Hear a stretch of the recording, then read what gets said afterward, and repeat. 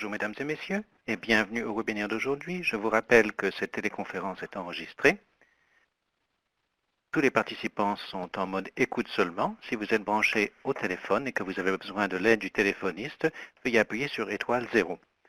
Pour obtenir une assistance sur le web, utilisez la fonction de dialogue. À présent, je donne la parole à votre animatrice, Madame Jennifer Major, responsable principale de l'amélioration à la Fondation canadienne pour l'amélioration des services de santé. Jennifer Major. Merci et bienvenue. Aujourd'hui, il s'agit de la deuxième séance sur le thème Transformer les soins aux personnes âgées. Aujourd'hui, il s'agit de mettre à contribution des pharmaciens et des équipes de soins interdisciplinaires pour améliorer la prescription des antipsychotiques et réduire la polymédication. Je m'appelle Jennifer Major, je suis très heureuse d'être votre animatrice aujourd'hui. Nous avons plus de 170 personnes inscrites à cette séance. Encore une fois, bienvenue à tous. Nous vous invitons à poser des questions dans la boîte de dialogue pendant toute la durée du webinaire. Nous avons prévu une période de questions officielle à la fin du webinaire, une fois tous les exposés terminés, mais nous répondrons également aux questions au fur et à mesure de notre séance. Je vois que Susan McCauley a déjà posé une question à Christa Miletrocan, à qui je demanderai de bien vouloir y répondre dans la boîte de dialogue. Nous pourrons revenir sur ce point pendant nos périodes de questions.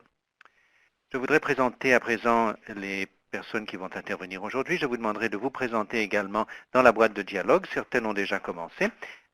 Nous savons que nous avons des personnes qui nous téléphonent depuis l'ensemble du Canada. Nous vous demandons de préciser combien de personnes sont présentes à votre emplacement.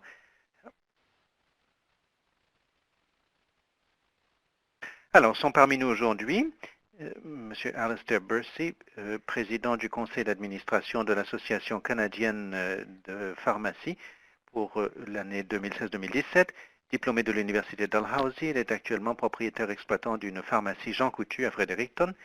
Christa Miletrocan est pharmacienne agréée en gériatrie et éducatrice agréée en diabète. Elle est titulaire d'un baccalauréat en pharmacie conféré par l'Université Laval en 2007 et elle s'occupe à l'heure actuelle de résidents de foyers de soins de longue durée à la pharmacie Jean Coutu de Fredericton. Donc, Mme Miletrocan et M. Bursey sont son collègue.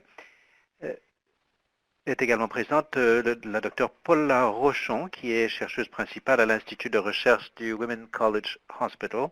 Elle est professeure au département de médecine de l'Université de Toronto et elle est titulaire de la chaire enseignant et enseignante retraitée de l'Ontario en médecine gériatrique à l'Université de Toronto. Nos productrices, Sheena Powell et Kelly Ripley, assurent le bon déroulement de cet événement. Nous vous souhaitons encore une fois la bienvenue chaleureusement. Nous sommes très heureux de fournir un service d'interprétation simultané. Ceci pourrait entraîner quelques rapides pauses dans le dialogue. Nous vous invitons à participer dans la boîte de dialogue dans la langue officielle de votre choix. Donc, les objectifs du webinaire aujourd'hui sont de vous permettre, à la fin du webinaire d'aujourd'hui, de comprendre l'intervention de la FCASS pour une utilisation appropriée des antipsychotiques, intervention que nous aidons des organismes à adapter dans le cadre de notre projet collaboratif sur l'utilisation appropriée des antipsychotiques à l'échelle pan-canadienne et au Nouveau-Brunswick. Nous espérons que vous serez également en mesure de déterminer les stratégies que vous pouvez utiliser dans votre propre organisation pour améliorer la participation des pharmaciens et des équipes interdisciplinaires aux initiatives d'amélioration des soins de santé. Nous espérons que vous serez en mesure de décrire les cascades de prescription typiques et leurs répercussions sur l'examen des médicaments et la manière dont vous pouvez collaborer avec votre pharmacien dans ce but, et que vous pourrez expliquer comment des modèles innovants de pratiques pharmaceutiques, comme celui que l'on va vous décrire, qui est mis en œuvre à Fredericton, peuvent améliorer les résultats de la prescription et des soins chez les personnes âgées. Donc, avant de donner la parole à nos intervenants d'aujourd'hui, je voudrais survoler rapidement les projets collaboratifs bilingues que la FCASS a animés à l'appui des foyers de soins de longue durée dans tout le Canada pour les aider à améliorer l'utilisation appropriée des antipsychotiques. Vous voyez sur cette carte du Canada les noms de 15 organismes avec lesquels la FCASS a travaillé en 2014-2015. Il s'agissait donc de 15 groupes de foyers de soins de longue durée représentant 56 foyers. Chacun de ces organismes a reçu un financement initial et une formation nécessaire pour permettre au personnel des foyers de soins de longue durée d'adapter, de mettre en œuvre et d'évaluer une intervention qui avait fait ses preuves dans l'amélioration de l'utilisation des antipsychotiques dans l'autorité régionale de santé de Winnipeg. Ce projet collaboratif comporte des webinaires mensuels, des appels d'encadrement mensuels, un soutien en ligne, des forums de discussion et des séances de formation en personne. À présent, sur cette carte du Nouveau-Brunswick, vous voyez les 15 organismes, les 15 foyers de soins de longue durée au Nouveau-Brunswick qui participent à un projet très semblable au projet pan-canadien que je viens d'écrire depuis mai 2016. Donc, chaque organisme a reçu un financement initial et une formation pour lui permettre d'adapter, de mettre en œuvre et d'évaluer une intervention en vue d'améliorer l'utilisation des antipsychotiques. Donc la méthode de prestation est très simple, très semblable. La plus grande partie de la formation se fait par webinaire, mais nous avons également ajouté des visites sur place et des séances de formation en personne grâce à notre partenariat avec l'Association des foyers de soins infirmiers du Nouveau-Brunswick et le gouvernement provincial. Les foyers de soins de longue durée restants de la province vont se joindre au projet collaboratif. À partir de la semaine prochaine, il y aura 66 foyers de soins de longue durée de la province avec lesquels nous allons travailler. Les objectifs de ces deux projets sont de réduire l'utilisation inappropriée des antipsychotiques dans les foyers de soins, d'améliorer la qualité et l'expérience des soins de la démence pour les résidents des foyers de soins, les familles et le personnel, et aussi, et ceci est très important, de renforcer les capacités individuelles et organisationnelles dans la conception, la mise en œuvre, l'évaluation, le soutien et la diffusion des innovations centrées sur le patient et fondées sur les données dans les soins de la démence. Alors, quelle est l'intervention que nous mettons en place? Eh bien, les composantes essentielles de l'intervention que les foyers de soins de longue durée ont adaptées à leur contexte comportent tout d'abord une formation à tous les membres du personnel pour accroître leurs compétences, pour concevoir et appliquer des approches de soins axées sur la personne. Alors, il s'agit par exemple de pouvoir identifier pourquoi un résident présente un comportement agressif et puis travailler avec l'équipe de base pour mettre au point des stratégies en vue d'atténuer ces comportements. Il y a également le travail en équipe multidisciplinaire et la communication entre les familles, la direction, les médecins, les pharmaciens et tous les autres membres du personnel de première ligne. Donc, nous allons parler plus spécifiquement du rôle des pharmaciens aujourd'hui. Lorsque nous travaillons avec les familles, nous tâchons par exemple de recueillir l'anamnèse des patients, les données sur les antécédents, afin d'éclairer les décisions qui seront prises, pour revenir à l'exemple précédent, pour contrer un comportement agressif. Il y a également des examens réguliers des médicaments. Nous formons les foyers de soins de longue durée à réaliser des examens au moins chaque trimestre et plus fréquemment encore pendant les périodes de réduction, lorsque vous vous efforcez donc de réduire des médicaments qui ont été prescrits de manière inappropriée. Nous fournissons également une formation et un soutien au niveau de la collecte et de l'analyse continue des données afin de permettre d'éclairer la planification des soins en temps réel. Et puis, notre projet collaboratif permet de diffuser des lignes directrices pour la déprescription, c'est-à-dire des manières sécuritaires de réduire la prise de médicaments. Voilà un autre exemple de la participation notamment des pharmaciens, l'équipe de soins, à l'appui des foyers de soins de longue durée qui veulent améliorer la prescription à leurs résidents. Je vous ai dit qu'il s'agit donc de l'intervention dans le cadre de laquelle nous assurons un soutien aux foyers de soins de longue durée. La mise en œuvre effective est réalisée par une équipe de base dont les fonctions figurent sur cette diapositive. Il y a donc le chef de projet. Il s'agit d'établir donc les grandes étapes de l'échéancier du projet. Ensuite, il y a donc le pharmacien qui joue un rôle dans l'examen des médicaments. Il s'agit également qu'un membre de l'équipe puisse être en mesure de réaliser l'évaluation et le suivi. Je pourrais répondre davantage de questions sur la composition de l'équipe, s'il y en a. Je vous ai dit que comment le projet fonctionne. Il s'agit surtout de l'apprentissage en ligne, de webinaires, d'encadrement. Nous offrons également des possibilités de partage entre équipes. Il y a quelques ateliers en personne, par exemple, pendant lesquels les représentants de tous les foyers se réunissent pour mettre en commun leur réussite et envisager les moyens d'améliorer. leur situation. Alors, quels sont les résultats du projet collaboratif? Vous voyez donc les résultats du projet collaboratif pan-canadien sur l'utilisation appropriée des antipsychotiques. C'est celui qui est achevé. Il s'est étendu en 2014 et 2015. Donc, en moins de 1 an, les 15 groupes de foyers de soins de longue durée, représentant 56 foyers, ont réalisé des résultats qui sont vraiment très positifs. Une réduction de 54% des prescriptions inappropriées d'antipsychotiques,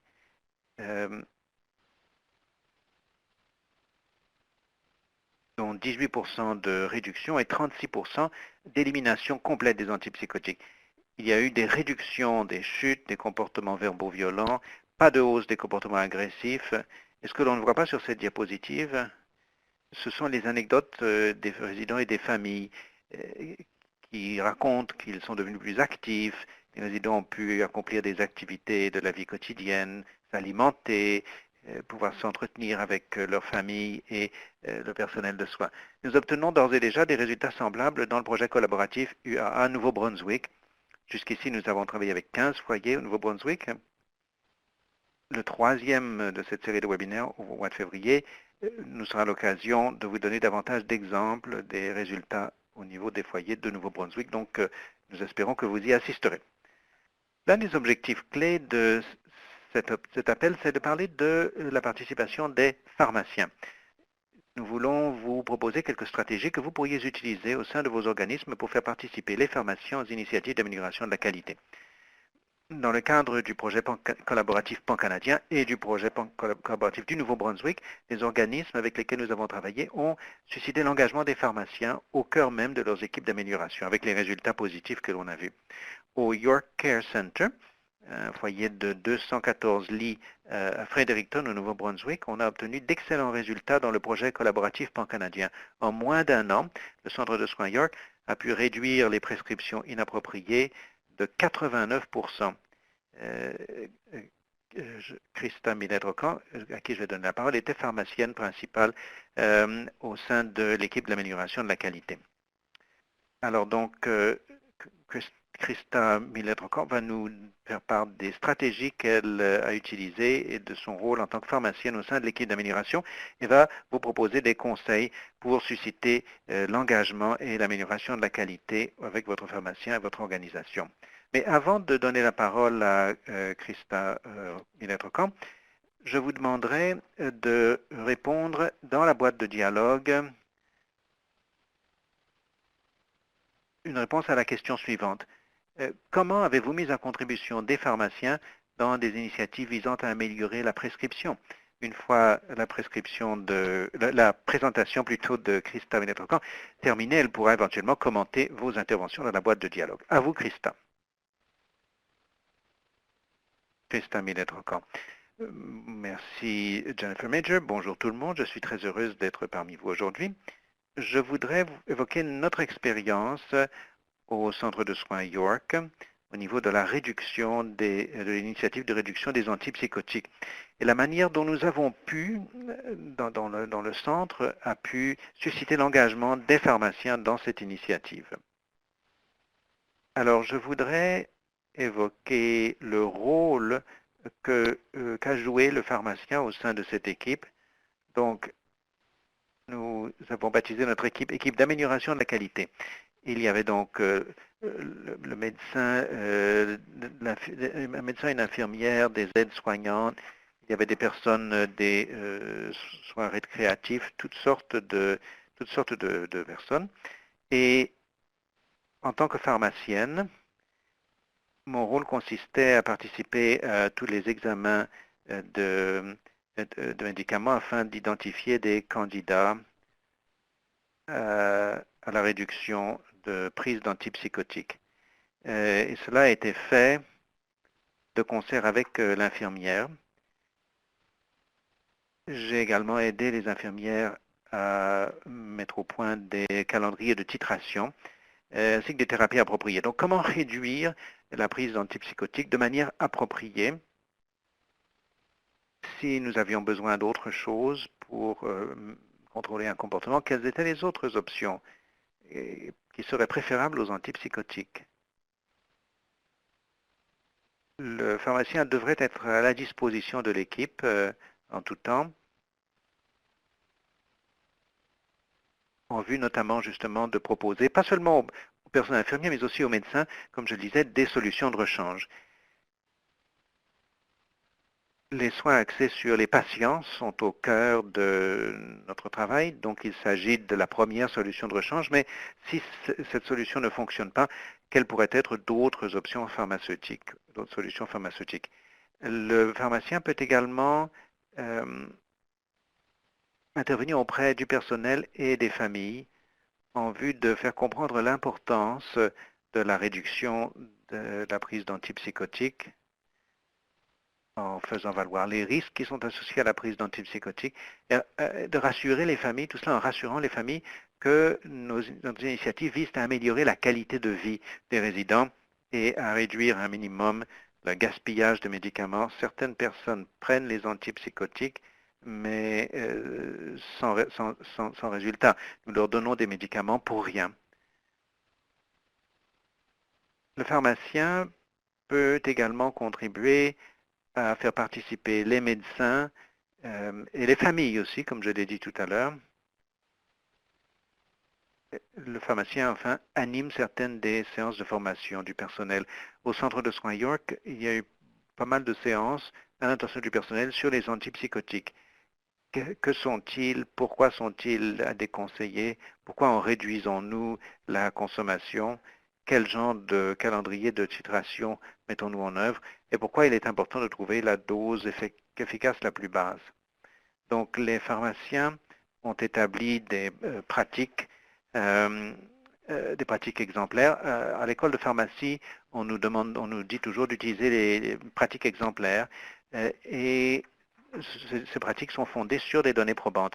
Quand on parle d'antipsychotiques, on ne parle pas de prise de médicaments fondés sur des données probantes dans le cas de la démence, parce qu'il n'existe pas d'études qui montrent que les antipsychotiques sont efficaces contre les problèmes de comportement reliés à la démence. Et nous essayons toujours donc de faire des recommandations fondées sur des données probantes. Le pharmacien devrait également faire une contribution qui est en phase avec son champ de pratique, son expertise. Il s'agit donc de trouver un pharmacien qui s'intéresse à ce domaine et qui veut approfondir sa formation, accroître son expertise. Il s'agit de faire participer également le pharmacien dans les examens des résidents, les réunions interdisciplinaires ou multidisciplinaires, ou toutes sortes de rencontres du personnel auxquelles le pharmacien pourrait contribuer. Donc, le pharmacien est expert en pharmacothérapie. Il s'agit donc de profiter de sa contribution lorsqu'on parle de médicaments. Alors, quelques conseils sur la manière de promouvoir la participation des pharmaciens au sein de l'équipe d'amélioration de la santé.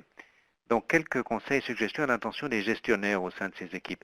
Il s'agit d'établir des réunions régulières ou prises de contact, si l'on veut. Il peut s'agir de réunions informelles de 5 ou 10 minutes, simplement pour évoquer les résidents chez qui on commence la réduction de la prise de médicaments, qu'est-ce qu'on peut faire différemment. Le pharmacien peut être présent pour assurer la liaison et peut également intervenir au besoin. Il s'agit d'éviter les controverses au niveau donc des médecins, des infirmiers autorisés. Dans le passé, parfois, les infirmières se sont intimidées par les médecins, donc le pharmacien peut être là pour réitérer les raisons pour lesquelles le projet est mis en œuvre, les raisons sur lesquelles il est important. Il s'agit d'améliorer la qualité de vie des résidents, en définitive. Les pharmaciens peuvent participer donc aux activités de formation et aussi de célébration. C'est important, si nous réduisons la prise de médicaments chez un résident, c'est important de célébrer ces réussites, afin que tout le monde puisse être au courant. Les pharmaciens peuvent être présents durant les tournées et aussi travailler avec les médecins individuels pour bâtir des relations collégiales. Renforcer le message que nous voulons un résultat positif pour le résident. Et puis, donc ma dernière diapositive, la communication. Donc, il faut toujours être très clair avec les médecins. Donc, quand nous parlons de problèmes potentiels de comportement, il faut avoir préparé donc la liste actuelle des médicaments, savoir si les effets secondaires ont produit des effets secondaires observés, depuis combien de temps les antipsychotiques sont utilisés, est-ce qu'il y a eu des changements récents dans les doses, des réactions. Si les indicateurs de résultats MDS sont présents, il faut les connaître, et puis connaître les comportements et leurs causes possibles. Donc le suivi comportemental ou la cartographie du comportement devient très important. Ce que nous disons à nos médecins au centre de soins York, c'est qu'ils devraient essentiellement toujours demander un suivi comportemental lorsqu'on les consulte sur un problème de comportement. Donc les infirmières s'efforcent de faire un suivi du comportement pendant une bonne semaine avant de faire intervenir le médecin, parce qu'il faut s'assurer que nous recourons donc au traitement non pharmacologique avant de nous lancer dans le traitement médicamenteux. Alors donc, les pharmaciens peuvent jouer un rôle très important dans ce processus avec tous les intervenants, médecins, familles, résidents eux-mêmes. Si vous avez accès à un pharmacien, je pense que cela doit être le cas, recourez à son expertise pour vous aider. Alors, je vais à présent donner la parole à la docteure Paula Rochon, qui va évoquer les cascades de prescription. Docteur Paula Rochon. Merci beaucoup, Madame Miletroka. Donc, ma présentation s'inscrit très bien dans la foulée de celle que nous venons d'entendre. Je voudrais évoquer la notion de cascade de prescription. Notion dont la connaissance pourrait vous être utile dans vos processus d'examen des médicaments. Ceci afin de faciliter l'interaction entre les médecins, les prescripteurs et les pharmaciens pour faire une différence au niveau des prescriptions. Alors, la diapositive suivante présente une étude de cas. Je crois que c'est important de personnaliser un petit peu certaines de ces notions. Alors donc, il s'agit d'une dame, Madame X, qui est dans un foyer de soins de longue durée et qui a reçu un diagnostic de démence. Bon, vous avez entendu évoquer ce scénario souvent.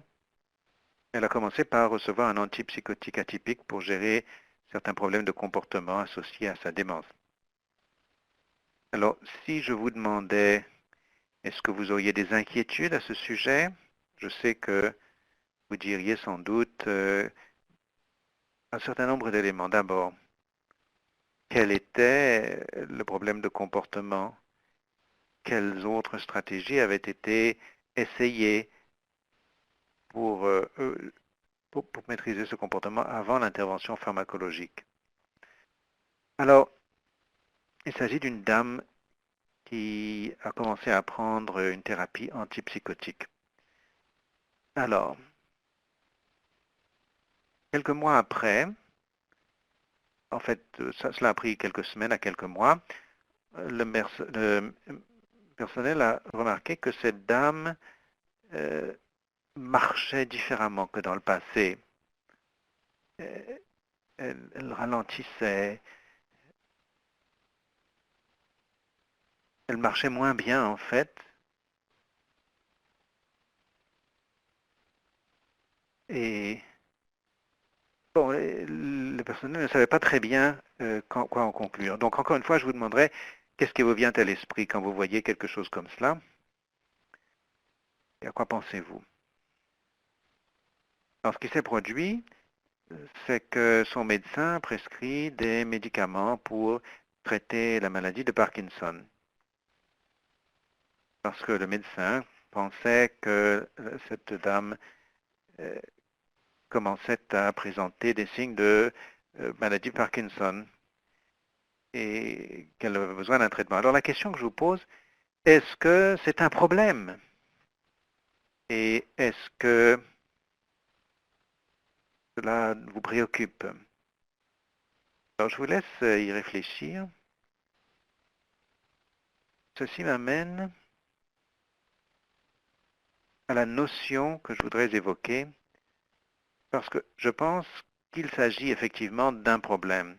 Ce que nous avons constaté, une personne qui commence à prendre un antipsychotique, donc on peut se demander pourquoi on lui en a fait prendre un. Il aurait sûrement pu avoir d'autres options, d'autres solutions de traitement qu'on aurait pu utiliser. Et ensuite, il y a autre chose qui est arrivé à cette personne. C'est relié à la notion, une notion que nous avons développée il y a plusieurs années, qui s'appelle la cascade de prescription. Je l'ai mise au point avec mon collègue le docteur Jerry Gurwitz. Et à partir de situations comme celle-ci que nous venons de décrire, que nous avons constatées dans la pratique clinique. Nous avons constaté dans la pratique clinique des scénarios où les personnes commençaient par prendre des antipsychotiques atypiques et présentaient des signes qui ressemblaient à la maladie de Parkinson et puis qui étaient traités pour la maladie de Parkinson. Donc, nous avons publié cet article dans The Lancet et plus tard dans le British Medical Journal. Et depuis lors, cette notion a été bien reconnue. Alors, voilà donc une description de la cascade de prescription. Une cascade de prescription commence lorsqu'un effet secondaire d'un médicament est interprété à tort comme une nouvelle maladie. Donc, il est important de bien peser nos mots. Ce n'est pas nécessairement quelque chose qui a été prévu, dont on prend l'initiative, mais c'est quelque chose qui n'est pas reconnu comme étant relié au traitement médicamenteux. Donc, lorsque nous avons mis ce concept au point, nous avions des exemples de ce genre de problème. La première publication remonte aux années 90. Il s'agissait déjà des problèmes que nous évoquons aujourd'hui. Donc, une des cascades que nous décrivons, nous venons de la voir. Un traitement antipsychotique entraîne des signes et symptômes de type extra-pyramidaux, ressemblant donc au parkinsonisme, et puis un traitement donc anti-parkinsonien a été mis en place. D'autres cascades que nous avons décrites, les anti-inflammatoires non stéroïdiens, par exemple Advil, etc., entraînent une augmentation de la tension artérielle et la mise en place d'un traitement antihypertenseur. Il y a également les anticholinergiques qui peuvent donc entraîner une réduction de la motilité, ce qui peut en définitive entraîner des difficultés. Donc, il s'agit d'un effet secondaire d'un premier traitement qui, au lieu d'être reconnu comme effet secondaire, est considéré comme une nouvelle maladie qui fait l'objet d'un traitement. Donc, ça c'est très très important dans le contexte de notre conversation d'aujourd'hui. Ce sont des éléments qui peuvent être évités. Alors, donc le traitement médicamenteux initial, donc le nouveau problème médical, et puis ensuite on passe à un nouveau traitement médicamenteux. Donc la question, pourquoi est-ce que l'on ne remarque pas ces phénomènes? Par exemple, certains de ces problèmes médicaux reliés aux médicaments peuvent être considérés comme être confondus avec des changements reliés à l'âge. Le parkinsonisme, par exemple, on pourrait s'attendre à voir ce genre de phénomène chez une personne âgée, on ne le remettrait peut-être pas en question. Bon, par exemple, si l'incontinence avait été un effet secondaire, on aurait très bien pu ne pas reconnaître que c'était attribuable aux médicaments. Il y a un autre élément qui est très très important, c'est la relation temporelle. Ces effets secondaires ne se produisent pas immédiatement. Ce n'est pas comme si on vous donnez un médicament, la personne fait une éruption, vous reconnaissez que c'est médicamenteux. Ça prend du temps, des semaines, souvent des mois même. Et alors donc, le lien n'est pas fait avec le traitement médicamenteux. En fait, le problème médical peut entraîner l'aiguillage vers un nouveau médecin qui n'a pas le contexte et qui peut passer à côté. Alors, il y a une trentaine de cascades de prescriptions qui ont été identifiées dans la littérature. Plusieurs sont reliés à des catégories de médicaments comme les antipsychotiques. Quand je parle d'antipsychotiques, il y a beaucoup d'antipsychotiques. Et encore une fois, quand vous regardez le parkinsonisme, les dosages antiparkinsoniens, il y en a plusieurs également.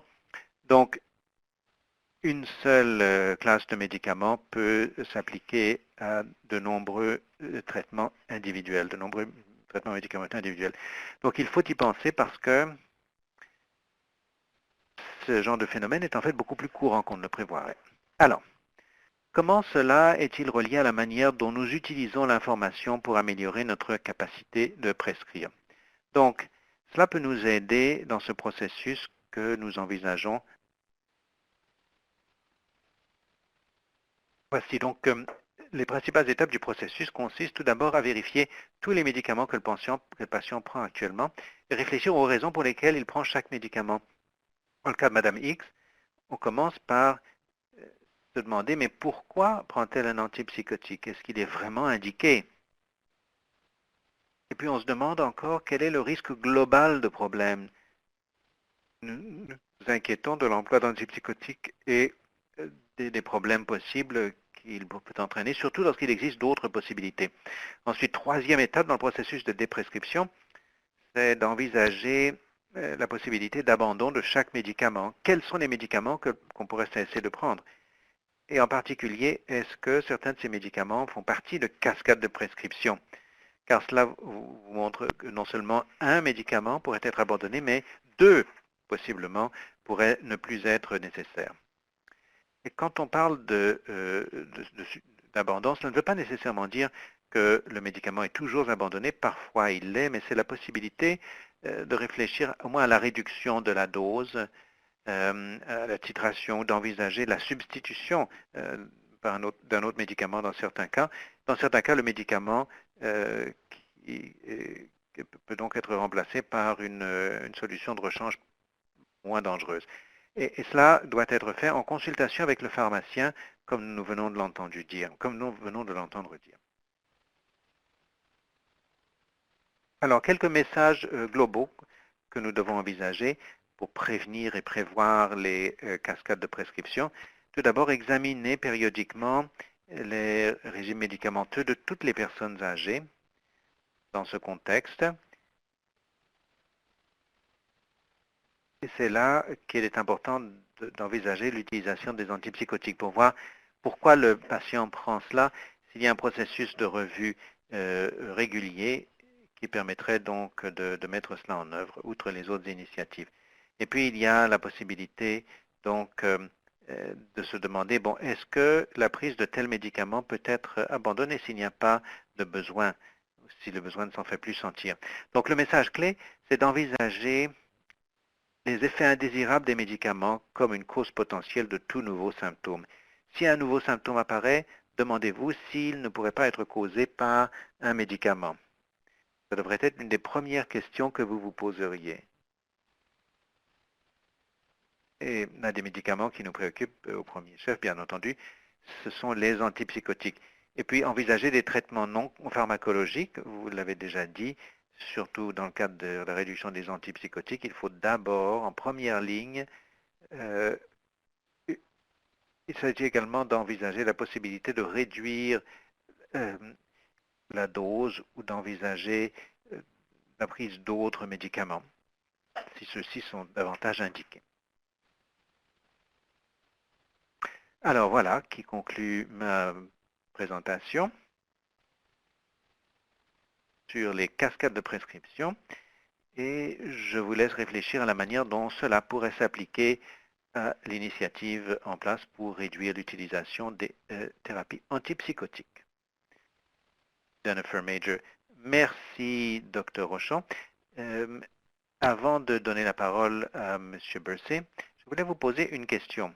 L'information que nous avons entendue jusqu'ici, fort intéressante, d'excellents conseils, la manière de travailler avec les pharmaciens pour réduire la prise d'antipsychotiques, mais ça semble être beaucoup de travail pour un pharmacien de travailler avec l'équipe de base, c'est beaucoup de travail pour l'équipe. Alors donc, de votre point de vue, Dr. Rochon et éventuellement Mme Millet-Rocon, M. Bursey, quels sont les encouragements financiers qui encourageraient les pharmaciens à faire ce travail avec les équipes interdisciplinaires? Je souhaiterais connaître vos réflexions sur donc, les encouragements qui existent. Dr. Rochon, avez-vous des réflexions? Dr. Paula Rochon. Bon, ben, je peux commencer. Je suis sûr qu'il y aura d'autres commentaires également. Pour moi, le principal encouragement serait que nous savons que l'utilisation inappropriée de médicaments peut entraîner des événements défavorables, chutes, fractures, et des événements encore plus, des coûts encore plus importants. Donc le coût de ne rien faire est beaucoup plus important que le temps que l'on y investit. Donc je pense que ce n'est pas une question d'argent pour moi, simplement c'est tellement important. Mais mis à part cette question, dans les organismes de soins de longue durée, en Ontario en tout cas, il existe un processus de revue de médicaments, d'examen de médicaments réguliers dans les foyers de soins de longue durée. Cela fait partie de votre pratique régulière et vous pouvez en profiter. Et dans la communauté, il y a également la possibilité de procéder à des examens de médicaments avec votre pharmacien qui sont remboursés séparément. Donc, je crois qu'il existe des mécanismes, mais au-delà de cela, c'est quelque chose qui est tellement important et que le coût de ne pas le faire est largement supérieur, donc il est trop important pour qu'on ne l'envisage pas. Jennifer Major, oui, merci, Dr. Rochon. Je suis d'accord avec vous. Je sais que les personnes, les représentants des foyers qui participent à notre collaboratif partagent ce sentiment. Monsieur Bursey, je ne sais pas si vous avez d'autres commentaires à faire là-dessus, mais de toute façon, je vous donne la parole pour évoquer la manière dont votre modèle de pratique pharmaceutique peut permettre d'améliorer la prescription et les résultats. Alistair Bursey. Bonjour. Lorsqu'il s'agit d'avoir le financement pour que les pharmaciens puissent avoir un tel impact, il y a des provinces comme l'Alberta qui commencent donc à fixer la barre. Pour nous, nous voudrions avoir davantage d'intervention en amont afin de pouvoir réduire donc les coûts, améliorer les résultats et réduire les coûts en aval. Alors, comment les modèles novateurs de pratiques pharmaceutiques peuvent améliorer la prescription et les résultats? Madame Millet-Rocon, le docteur Rochon ont évoqué donc l'identification des cascades, la participation des pharmaciens. Les pharmaciens sont très enthousiastes à l'idée d'en faire plus, d'élargir leurs pratiques. Votre pharmacien est un partenaire communautaire clé. Il y a des pharmacies dans 99% des collectivités au Canada. Les pharmaciens sont des experts en pharmacothérapie. Et ce qui est bien, c'est qu'ils sont en première ligne. Ils collaborent avec les médecins et d'autres prescripteurs. Ils sont d'excellents alliés. Mais l'un des défis qu'on a au fil du temps, surtout depuis 5 à 7 ans, c'est qu'une forte proportion de la population vieillit. 95,6% de la population 20% de la population du Nouveau-Brunswick est constituée de personnes âgées.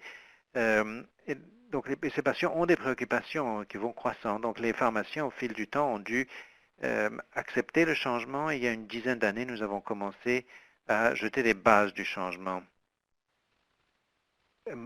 apporter des changements à notre pratique, changer nos façons de faire pour utiliser nos compétences de base.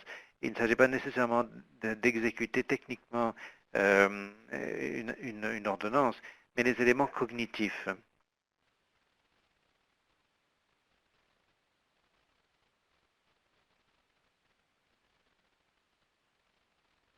Moi, je suis très visuel. La photo de gauche, c'est une pharmacie traditionnelle. Le counseling pour les patients, c'est pas vraiment idéal, malheureusement. Il y a encore des pharmacies qui sont disposées comme cela. Ce que nous avons fait depuis 2013, les pharmaciens sont en mesure d'être présents en première ligne. Regardez la pharmacie de droite, il y a des aires de counseling semi-privées, il y a également des salles de consultation privées. Il s'agit de libérer le pharmacien de l'exécution technique des ordonnances pour se concentrer sur, bon, par exemple, dans le cas de la dispense d'antipsychotiques, l'exécution d'ordonnances d'antipsychotiques, si on libère le pharmacien pour se rendre dans la communauté, pour travailler avec les partenaires clés, notamment dans les foyers de soins de longue durée, de visiter les patients. Cette transition, dans le cadre de cette transition, nous avons introduit des techniciens certifiés qui procèdent aux vérifications techniques, médicaments, quantité, etc. Ce semble là, par exemple, le fait que les hygiénistes dentaires ont pu libérer les dentistes pour se concentrer sur les éléments pour lesquels ils ont été formés. Donc ce partenariat nous a vraiment libérés. Nous pouvons commencer à en faire davantage et nous sommes vraiment emballés par ce changement dans notre pratique dans tout le pays. Ça a été un des éléments qui nous ont permis de collaborer dans le cadre de cette présentation, collaborer avec les soins donc de longue durée. Alors, la diapositive suivante donne un exemple de la manière dont on peut libérer le pharmacien. Regardez le schéma à gauche. Bon, je n'entrerai pas trop dans les détails, mais en bas à gauche, vous voyez une zone semi-privée où nous recevons les patients sur une consultation. Il ne s'agit pas simplement de donner des conseils au niveau du médicament. Nous pouvons commencer à procéder à des examens complets, de la prise de médicaments, à des conciliations de médicaments. Nous pouvons nous efforcer améliorer considérablement les résultats pour nos patients. Donc, vous voyez Mme Millet-Rocan qui est assise en compagnie d'une patiente. Le fait de pouvoir parler aux patients, ça fait une énorme différence dans notre pratique. Alors, ce que cela nous permet de faire, et ça évolue avec le temps. Nous pouvons identifier les problèmes reliés à la pharmacothérapie. Par exemple, prescription inappropriée d'antipsychotiques, parfois des benzodiazépines qui sont prescrits sans anxiolytiques pour gérer la situation sous-jacente. Donc, il y a un formulaire de communication de professionnels de la santé. Nous proposons des recommandations aux médecins. Bon, ils sont très occupés. S'il faut y avoir une discussion de suivi, ils peuvent nous appeler. Au fur et à mesure que nous allons mettre en ligne davantage de technologies, des fichiers électroniques de santé, par exemple, qui sont mis en œuvre progressivement partout au pays. Au Nouveau-Brunswick, nous y travaillons. Et cela peut également nous aider au niveau de la documentation. Bon, il y a également donc les soins partagés. L'idée que la meilleure pratique consiste pour les professionnels à collaborer pour assurer les soins du patient, afin que le résultat pour le patient soit ce qu'il doit être. Alors, voici un exemple de pratique très progressive en Alberta. L'Alberta, il y a 4 ou 5 ans, non seulement a élargi les modalités de pratique des pharmaciens qui peuvent ajuster la posologie. Il y a un financement. Les pharmaciens ont le financement pour prendre le temps d'établir des plans de soins. Voici un exemple d'une étude qui a porté sur 700 patients en Alberta pour examiner donc le risque cardiovasculaire et en particulier l'impact des interventions de pharmaciens qui souvent voient les patients plus souvent que leurs médecins ne le font. En moyenne, nous pouvons procéder à un relevé de la tension artérielle, modifier pour la prescription, établir le lien avec le jumelage avec le fichier électronique. Et on a réalisé une réduction de 9,37 de la tension systolique par rapport aux soins habituels. Ça, c'est un exemple de collaboration de la part des pharmaciens afin donc d'améliorer les résultats pour les patients. Je crois vraiment que, bon, il s'agit bien entendu de convaincre les pharmaciens d'accepter ce changement, mais cela entraîne des avantages énormes une fois que ce changement est accepté grâce à un résultat de grande envergure sur les résultats pour les patients et on peut l'espérer des réductions sur les coûts en aval, l'hospitalisation et ce que je considérerais comme étant bon, la possibilité donc de réduire donc la prise de médicaments et d'améliorer la qualité de vie de nos patients. Donc, je crois que les pharmaciens, il incombe aux pharmaciens de commencer à s'engager afin d'avoir un impact plus approfondi. Voilà donc qui conclut mon intervention. Je vous remercie de m'avoir invité. Jennifer Major, merci beaucoup, Alistair Bursey, des informations excellentes. Vous avez dit qu'il y a plusieurs pharmacies semblables à la vôtre au Canada. Est-ce que vous savez combien de pharmacies sont, comme vous, intéressées à intervenir dans la communauté? Alistair Bursey. Bon, il y en a beaucoup.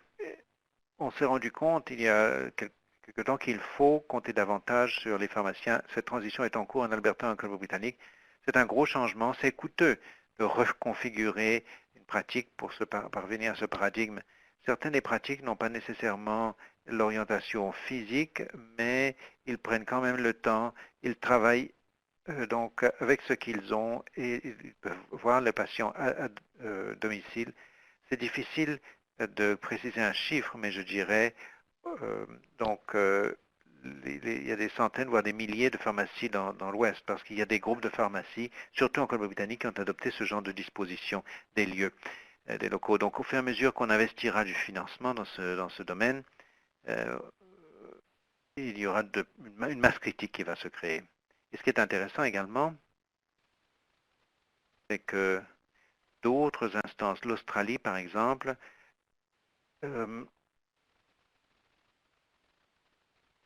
compare souvent le programme d'assurance médicaments entre le Canada et l'Australie-Nouvelle-Zélande. Il y a une liaison entre nos associations de pharmaciens parce que nous recevons un demi-milliard de dollars du gouvernement pour élargir la portée de notre pratique. Donc, en Australie et Nouvelle-Zélande, on se tourne vers nous, on prend pour exemple sur nous pour mettre en œuvre donc ces pratiques de pharmacie évoluées. Jennifer Major, et je suppose que le travail qu'ils font est éclairé par une analyse de coûts-bénéfices qui montre combien on peut réaliser des économies en travaillant avec votre pharmacien et en y recours plus souvent. Une autre question au sujet de cette fiche d'information pour les patients. Quelque chose comme ça pourrait être à la disposition des participants à l'issue de ce webinaire, mais je voulais simplement savoir, bon, vous faites des recommandations sur ces 6 formulaires. Est-ce qu'il vous arrive d'apporter ces changements sans l'approbation du médecin ou est-ce que le médecin doit examiner cela et approuver cela avant que les changements ne soient effectués? Alistair Bursey. Bon, ça dépend de la province. On peut faire dans les provinces dans certains changements. Par exemple, pour augmenter la dose d'un médicament anti-hypertension, dans 99% du temps, on parle au médecin, il n'y a pas de problème, mais l'idée, c'est d'éliminer les obstacles au niveau de la titration, au niveau des ajustements. Il y a des responsabilités civiles qui sont en jeu, bien sûr. Donc, si vous êtes disposé à rajuster ces éléments, il faut que vous procédiez à l'évaluation appropriée et que vous documentiez cette évaluation, que vous consultiez donc l'équipe de soins de santé à la famille. Donc, les données qui ressortent, l'Alberta a réalisé plusieurs études. J'ai vu hier un rapport co-analyse au niveau des antihypertenseurs montrant une réduction de coût de 1200 $ par patient par vie. Donc, il faut travailler en équipe. Les communications sont très, très importantes. Jennifer Major, merci. Je souhaitais également savoir combien souvent les médecins appellent votre pharmacie pour commenter une recommandation. Est-ce que que vous avez fait, c'est très souvent ou rarement? Alistair Bursey. Bon, Christa pourra commenter cette question, mais bon, on est toujours à l'ancienne, au Nouveau-Brunswick, on a des télécopieurs et nous n'avons pas encore les ordonnances électroniques, donc les médecins téléphonent pour leurs ordonnances. Mais ça, c'est une occasion de discuter avec les médecins, puis on fait un suivi au niveau de la consultation. Très souvent, c'est nous qui consultons le médecin. Nous leur envoyons des recommandations, nous leur téléphonons si c'est une priorité élevée. Je dirais que c'est plutôt notre cas. D'autres professionnels comme les infirmières praticiennes sont très très occupés dans cette province, partout au pays d'ailleurs. C'est vraiment essentiel de s'assurer que lorsque vous contactez ces personnes, que vous êtes préparés. Nous incluons de la documentation qui permet à votre interlocuteur de se préparer de son côté. Jennifer Major. Bon, Christa Millet-Rocco, est-ce que vous avez quelque chose à ajouter dans le contexte de ce qu'a évoqué Alistair Bursey, le modèle de pharmacie dans lequel vous travaillez? Et j'aimerais également savoir, Madame Millet-Rocco, parce que je sais que c'est un modèle assez nouveau. Euh, est-ce que ce même modèle était en place lorsque vous avez participé au projet collaboratif pan-canadien? Et est-ce que ce genre de modèle, selon vous, vous permet de travailler plus facilement avec les équipes de soins? Euh,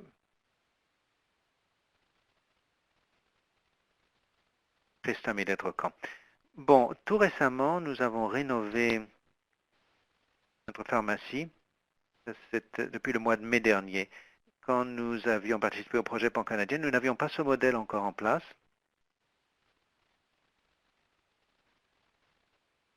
Bon, en ce qui concerne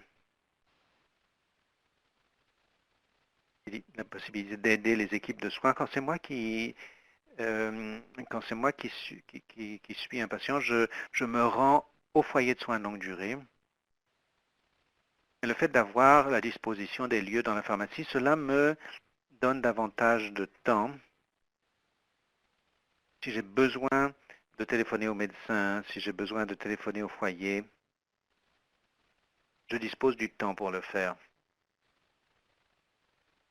Maintenant que nous nous concentrons presque exclusivement sur les tâches cognitives et que nous ne sommes pas obligés de nous inquiéter des tâches techniques qui sont accomplies par nos techniciens certifiés et nos assistants en pharmacie. Alors avec ce modèle, je pense qu'on dispose du temps nécessaire d'un temps supplémentaire pour procéder à un examen des médicaments, ce qui laisse aux pharmaciens un petit peu plus de temps pour gérer les communications avec les foyers de soins de longue durée. Jennifer Major, merci beaucoup pour cette information. La diapositive de questions figure sur l'écran. Nous n'avons plus que quelques minutes, mais si vous avez d'autres questions ou commentaires, n'hésitez pas à les saisir dans la boîte de dialogue et nous pourrons y répondre. Comme je l'ai dit, nous espérons vous envoyer la ressource que Alistair Bursey vous a montré dans le cadre du suivi du webinaire. Docteur Rochon, peut-être je vous donne la parole, quelques ultimes réflexions sur les présentations de M. Bursey et de Mme Millet-Rocco.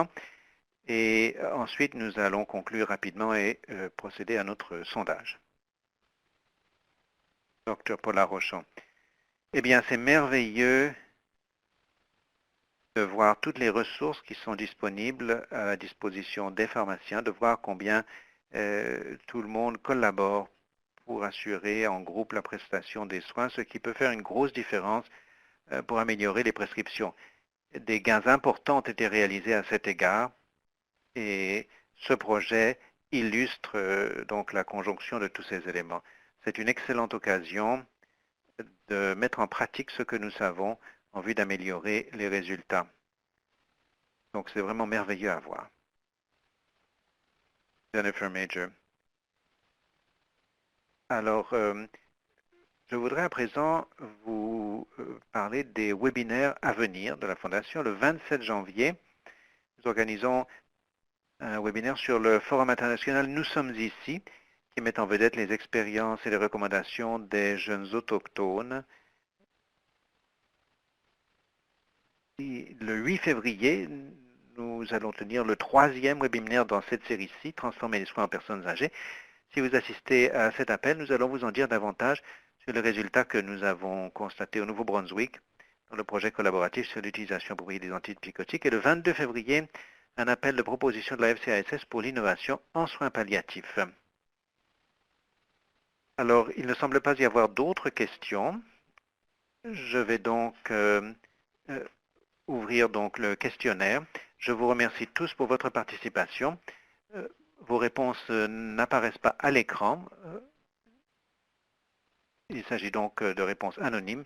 Vos réponses nous sont très utiles. Elles nous aident à mettre au point des webinaires futurs. Veuillez prendre quelques instants avant de nous quitter. Nous vous invitons à vous inscrire sur la liste d'envoi de la lettre d'information de la FCASS. Voici qui conclut notre webinaire. Je remercie beaucoup la Dr Rochon, Mme Ménétrecon, M. Bursey et vous tous qui avez participé à ce webinaire.